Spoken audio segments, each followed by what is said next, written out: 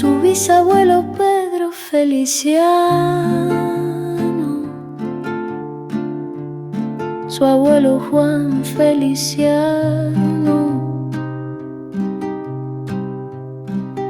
y su padre Santos Feliciano.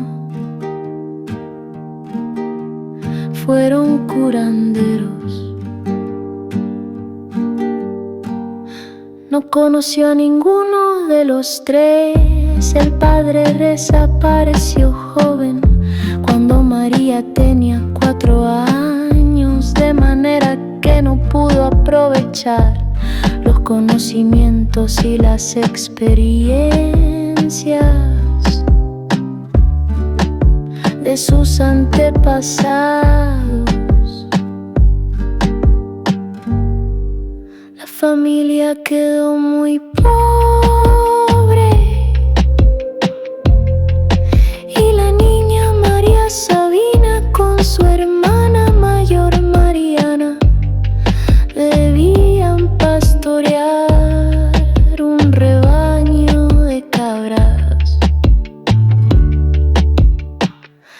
El hambre las hacía buscar los muchos hongos